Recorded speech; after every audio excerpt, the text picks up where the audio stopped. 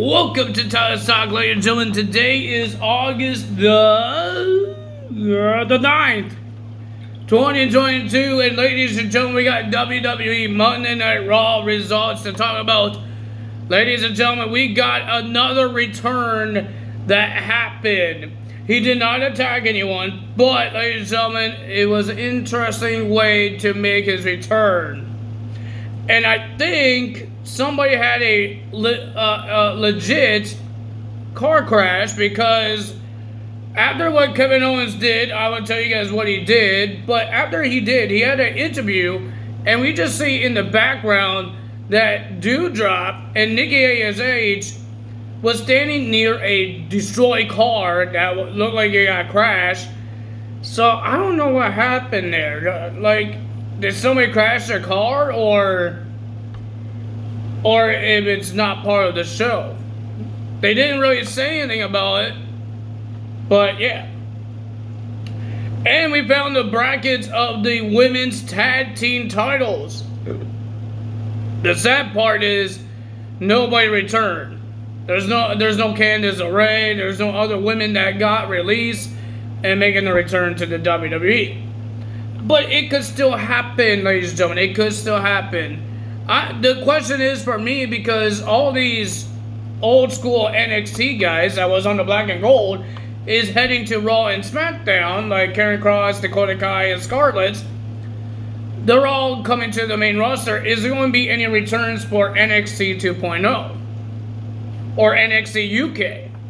I don't know, but tonight is NXT 2.0. Maybe we will see if there's a return, because all the returns started like 2 weeks ago with Bayley, Io, and Dakota Kai, and then on SmackDown. But on the weekly shows, it all started on SmackDown with Karen Cross. Another one returned for Monday Night Raw. Maybe NXT will do the same thing. We will find out. We have to start off the show. We got Bayley, Io, and Dakota Kai had some words and all that stuff. I don't remember what they said. And then Alexa Bliss, Asuka, and Bianca Belair came out. They want some piece of Bayley and her teammates. And I get Alexa Bliss is teaming up with Asuka to be in the women's tag team title tournament, and Dakota Kai, of course, will be teaming up with Io. And ladies and gentlemen, but Bayley issued a challenge at Clash at the Castle in a 6-women tag team match. Bayley and her team versus Bianca, Alexa Bliss, and Asuka, and Bianca Belair accepted the match. So at Clash at the Castle, I always want to say Clash of the Champions. Clash at the Castle, we will have a 6-women tag team match. That's pretty interesting. I think every match was pretty decent and wasn't really short. Pretty decent. So, ladies and gentlemen, the first match of the evening, we got Seth Rollins will be versing Angelo Dawkins, because what he did to Montez Ford almost tried to end his career. But, ladies and gentlemen, it was a pretty decent match. Not bad. And Montez Ford doing what he does best, acting crazy with his weird taunts to Seth Rollins. But, ladies and gentlemen, Montez Ford got himself injected out of the match. So it was Angelo Dawkins only versus Seth Rollins, and it was a pretty decent match. I enjoyed it, but the winner of that match was Seth Rollins. I think he won with a pedigree, but Seth Rollins gets the win. But we heard that next week we will have an exclusive interview with Riddle. What is he going to say? Is he medically cleared? Is he still injured? Or what Seth Rollins says, that he's going to retire. When Seth Rollins had an interview and he was asked about this whole thing. So that happened there. But now we got Kevin Owens versus Ezekiel. Ezekiel making his return to Monday Night Raw, because he wasn't on there last week or the other week, I think. He was here at SummerSlam. But, ladies and gentlemen, the match was turned into a no contest, because Kevin Owens just beat up Ezekiel outside the ring, smashing him through the announce table. Didn't break it. And then he did a power bomb onto the apron. The old school Kevin Owens that does the power bomb onto the apron is back. Triple H is going to bring the old school Kevin Steen back, but his name is not Kevin Steen. Kevin Owens back. Let's see what Triple H is going to do with Kevin Owens. And Ezekiel was taken away on a stretcher. Sorry for Ezekiel. Maybe we will have Elias come back and have a rivalry with Kevin Owens. We don't know. Then we have Finn Balor versus Ray, but Ray was alone. Because at the beginning of this match, or the beginning before the match, we got Ray and Dominic was about to talk to each other backstage until Edge came out and tried to apologize of the spear he did last week. And Dominic wasn't happy, and he pushes Edge away, and then Ray says, "I know this man for 20 years," and then Dominic says, "You know me for 25 years. I can't believe you're defending Edge," and he walks off. So we don't know what happened to Dominic, but ladies and gentlemen, we have Finn Balor versus Rey Mysterio. Before that, Finn Balor and Damian had some things to say. Finn had some things to say about Ray, and then Damian has something to say to Edge. Because in 2 weeks, Monday Night Raw will go back to Canada for the very first time since the pandemic. They will be in Toronto, and Damian Priest wants to verse Edge in his hometown of Toronto.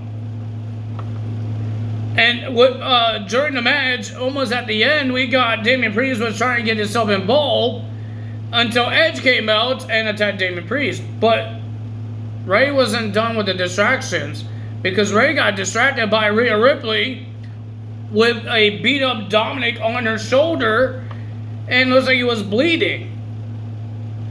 I have my own predictions here, guys. I think we're gonna have a heel turn sometime. I think Dominic's gonna join, but I'm not gonna tell you guys that. I want to see if it's right. Then we had the first round, the first match of the women's tag team champions tournament. We got Io Sky and Dakota Kai versus Dana Brooke and Tamina. I still don't understand why Triple H still has a 24/7 title. It's still a championship, because that thing is nothing now. So it was a pretty decent match. It was pretty decent, but the winner of that match was Io Sky and Dakota Kai, advancing to the tournament. And next week we heard that Alexa Bliss and Asuka will be versing Nikki ASH and Doudrop. I already knew those two were a team. And then we got Bobby Lashley versus Ciampa for the United States Championship, and Ciampa was doing this for the late WWE Hall of Famer, I believe the first ever United States Champion, Harley Race.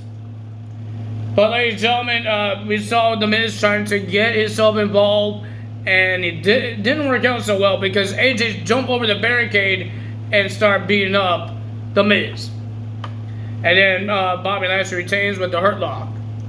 Then we had Omos will be versing two jobbers, and he beat them.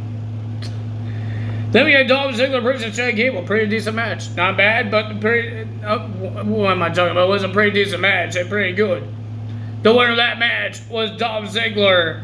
Good job for Chad Gable and Dolph Ziggler with their performance. It was pretty cool. Then we have AJ Styles versus The Miz in a no disqualification match. And ladies and gentlemen, they use only 3 weapons, but it was a pretty decent match in this whole thing. We got Tommaso Ciampa trying to get himself involved. He got broken through a table. And then AJ Styles gets the win with the Styles Clash. But at the end, AJ Styles, we saw in the corner, not in the corner, but AJ Styles saw that a fan was getting arrested, because we saw cops had somebody on the ground trying to arrest them. And when they did, this guy was wearing a hoodie, but the cop took off the hood. And under that hood was Dexter Lumis. Dexter Lumis is back on the WWE, just like Karrion Kross, Dakota Kai, and Scarlett. We got 4 people made the return now. Io is not a return, guys. She was still part of NXT. She wasn't released. She did not sign a new contract, but I think she did behind closed doors because of Triple H. But she wasn't returned. She wasn't released like Dakota Kai, Karen Cross, Scarlett, and Dexter Lumis. They were all fired because of Vince McMahon and John Laurinaitis. And the other news is that John Laurinaitis is finally officially gone from the WWE. I thought he was gone when he got fired as the creative guy when Triple H took over.